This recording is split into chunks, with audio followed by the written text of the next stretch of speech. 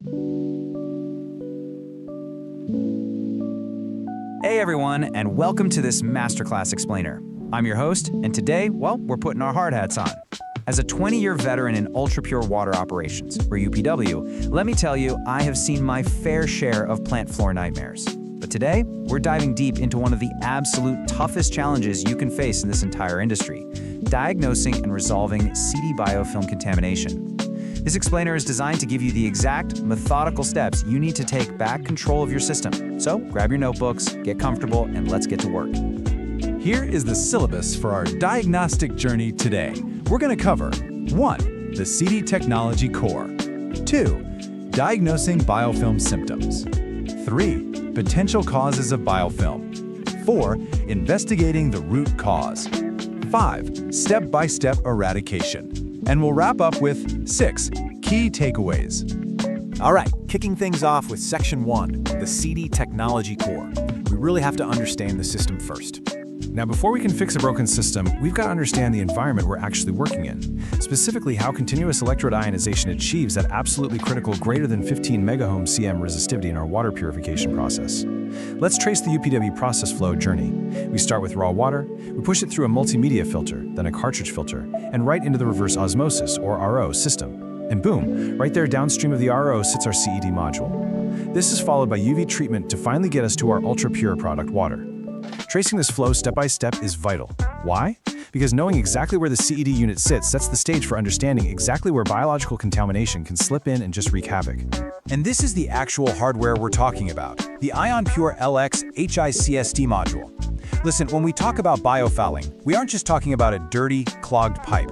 We're talking about microscopic bacteria infiltrating the incredibly complex internal architecture of this specific unit.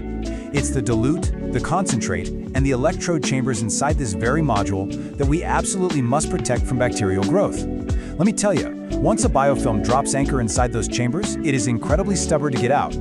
Moving right along to Section 2, diagnosing biofilm symptoms. Let's talk about spotting the infection. So how do you even know you're under attack? We really need to look at this through the veteran operator's lens and understand how a biofilm infection actually presents itself on your plant floor data logs. The crucial point here is knowing the difference between normal operation and a contaminated unit. Normally, you're looking at nice, stable pressure and resistivity. But if you have biofilm, you are going to see a massive 50% spike in your product or reject differential pressure. And get this, it happens without any changes in temperature or flow. You might also see the module's electrical resistance jump up by 50%. Plus, you'll see a totally noticeable drop in your product quality. Specifically, you're going to see an increase in total organic carbon, or TOC, and a decrease in deionization efficiency, which leads straight to higher product water conductivity. When your data log sheets start flashing these symptoms, you, my friend, have a serious problem.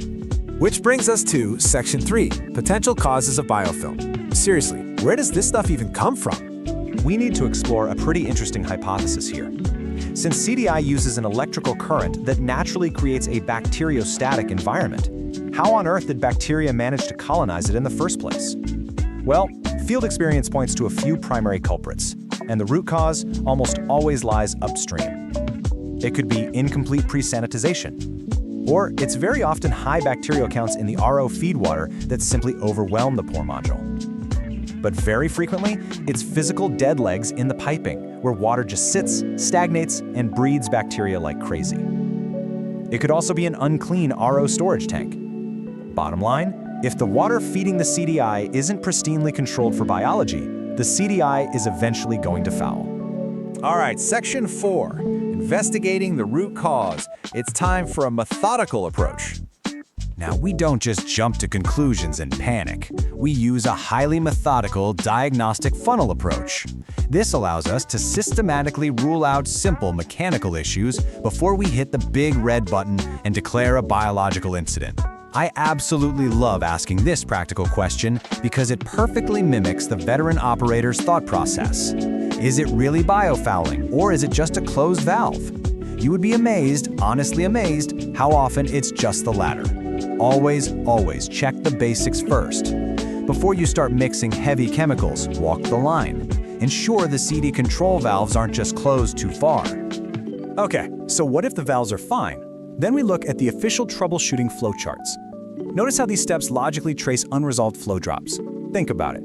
If your RO is making enough water, your flow meters are properly calibrated, and your control valves are adjusted correctly but you still have a massive pressure drop, well then the flowchart guides you directly to the inevitable conclusion: pluggage due to particulates or biofouling. Tracing these diagnostic steps confirms that we now need to evaluate the system design, the operation, and unfortunately prepare for eradication.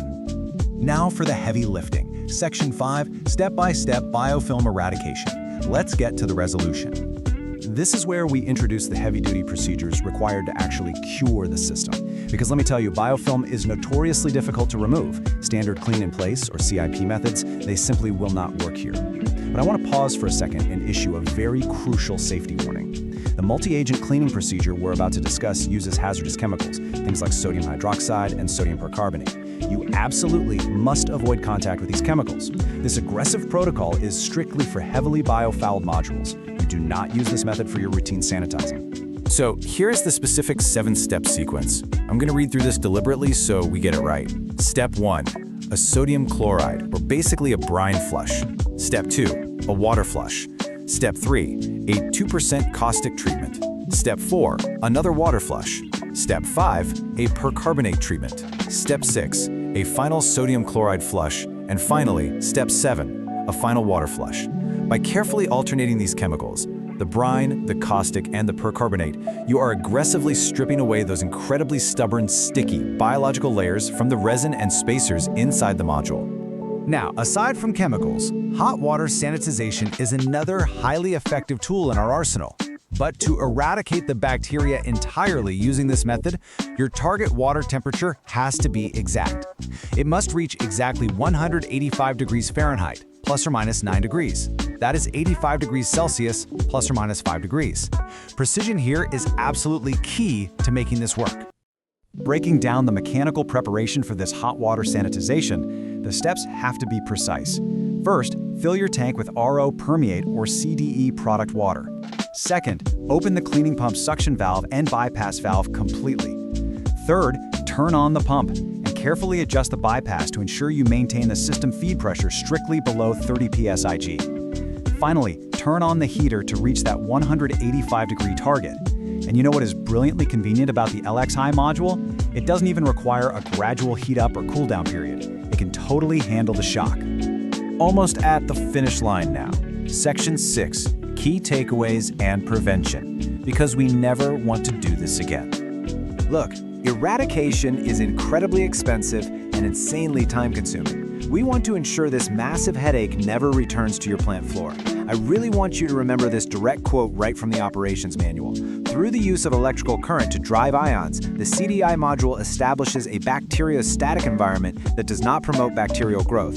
So you see, the CDI module naturally fights bacteria by its very design. Therefore, as an operator, your primary job is simply to protect its incoming feed water from overwhelming it in the first place. To do exactly that, you need to implement this actionable prevention toolkit. First, absolutely bombard that feed water with continuous UV 254 nanometer light right before it enters the EDI. Second, perform your routine sanitation using peracetic acid and hydrogen peroxide, exactly as prescribed by the manufacturer. Third, meticulously inspect and completely eliminate all physical dead legs in your piping where water can just sit and stagnate. And fourth, maintain absolute obsessive cleanliness of your RO storage tanks. I'm going to leave you with this final provocative thought to chew on. Think about your plant floor right now. Honestly, are your UPW dead legs secretly breeding the next massive biofilm incident? Don't wait for the pressure to spike and the TOC to rise. I challenge you to go out there, immediately inspect your plant piping, hunt down those dead legs, and take proactive control of your ultra-pure water systems today. Thank you so much for joining me for this explainer. Keep learning and stay focused out there.